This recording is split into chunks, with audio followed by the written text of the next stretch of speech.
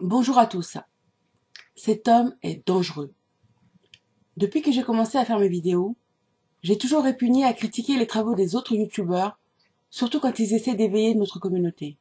Mais là, trop, c'est trop.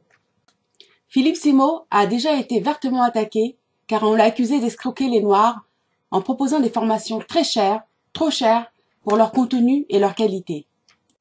Trop chères surtout quand son public, son cœur de cible, est constitué des frères et sœurs africains qui cherchent à s'en sortir en France ou sur le continent mère, alors que leur pouvoir d'achat est limité et surtout disproportionné au regard du coût des formations que Philippe Simo propose. On lui reproche donc de vendre du rêve, de s'enrichir sur le dos de ses frères.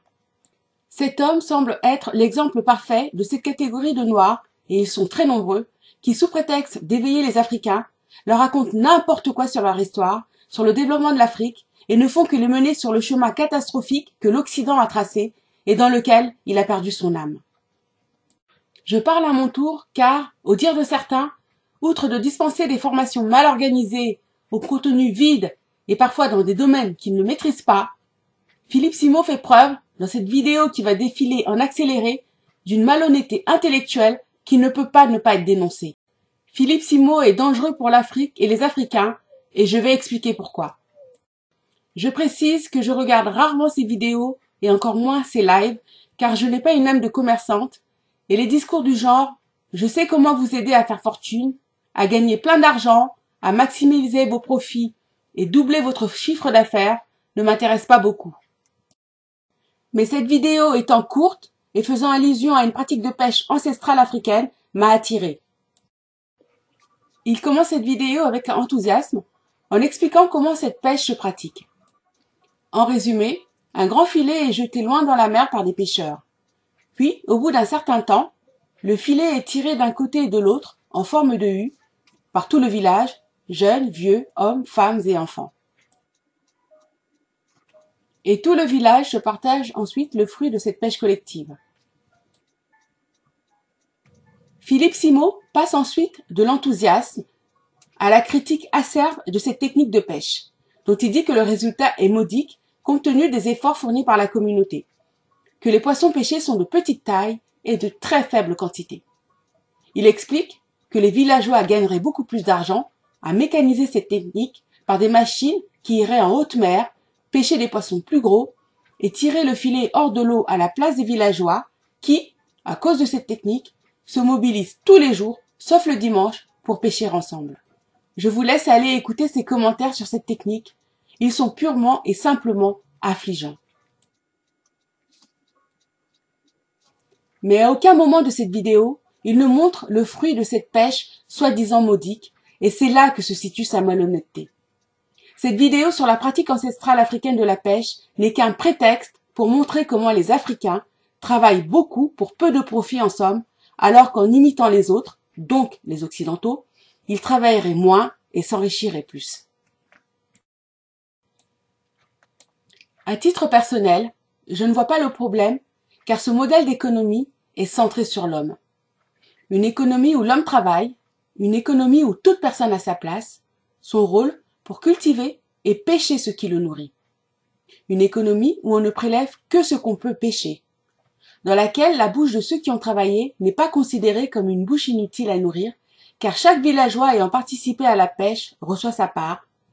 Une économie écologique, participative et à échelle humaine. Pas comme l'économie de pêche industrielle où les 3/4 de la cargaison sont jetés à la mer car non conformes aux produits recherchés ou trop petits.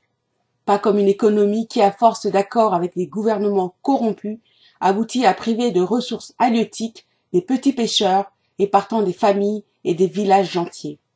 Philippe Simo est un homme dangereux car il touche les Africains sur leur actuel point faible. Le manque d'argent, de reconnaissance et d'aisance matérielle causés par des millénaires de prédation occidentale. En faisant ça, il amène une partie des Africains à concentrer leurs efforts et pensées sur la recherche effrénée d'argent et leur empêche de voir le problème essentiel de l'Afrique. En effet, derrière son sourire ultra bright se cache une véritable machine de guerre, un maître en manipulation coaché par les églises américaines dont il est ou a été membre actif, en l'occurrence l'église Connexion. Les images sur cet aspect de sa personnalité ont été nettoyées des réseaux sociaux. Pourtant, j'affirme les avoir vues à l'époque. Si ma mémoire est bonne, il apparaissait sur le trombinoscope de l'église qui s'affiche à l'écran. Or, ces églises évangéliques ne vendent pas que des églises de réveil en Afrique.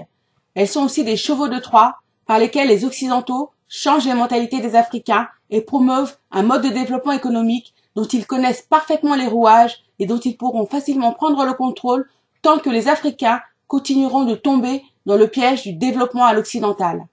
Un mode de développement qui touche à sa fin et qui, on va le voir bientôt, aboutira à l'asservissement et au remplacement de l'homme par la machine. Un mode de développement où l'homme, cet inutile, va être stérilisé puis éliminé et dont le corps va servir de combustible pour fournir de l'énergie à ce qu'on appelle pudiquement l'intelligence artificielle et dont on va bientôt découvrir qu'il s'agit plutôt d'intelligence autonome. Philippe Simo est le VRP du mercantilisme et du capitalisme à l'occidental dont il vante les mérites aux Africains.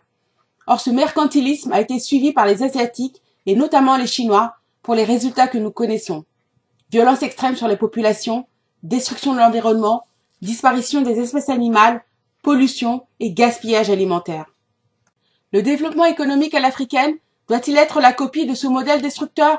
Non, résolument non. L'Afrique doit prendre une autre voie, ou du moins retrouver la voie que nous avons suivie depuis que nous sommes sur cette terre. La voie tracée par nos pères et qui nous ont laissé une Afrique dont nous profitons encore aujourd'hui, par une exploitation raisonnée des ressources, en prélevant juste ce dont nous avons besoin et en laissant les animaux et les plantes vivre à nos côtés. Ce n'est pas un hasard si l'Afrique, en tout cas celle qui se situe en dessous de l'équateur, est restée verdoyante et a su préserver sa biodiversité. Science sans conscience est ruine de l'âme. Mais commerce sans frein est ruine de l'habitat, ruine de la planète et donc ruine de l'homme lui-même. Je pense que Philippe Simo est assez intelligent pour comprendre que le vrai problème des Africains n'est pas l'argent. Philippe Simo doit cesser son entreprise qui contribue à maintenir l'Africain sous la domination des Occidentaux en promouvant l'amour de l'argent, d'ailleurs interdit par la Bible, et en promouvant leur modèle de développement, car ça ne fait que renforcer leur mainmise sur nous et notre continent. Le problème de l'Africain est le retour à son identité, à sa culture, à ses valeurs et à son modèle de développement économique propre, qui est naturellement écologique, naturellement raisonné et naturellement durable. Et comme toujours, si ces thématiques identitaires centrées sur la communauté noire vous intéressent, abonnez-vous à ma chaîne, partagez mes vidéos, soutenez-moi par des pouces et des commentaires pour en améliorer le référencement et activez la cloche de notification pour être informé de la publication de mes nouvelles vidéos. Merci.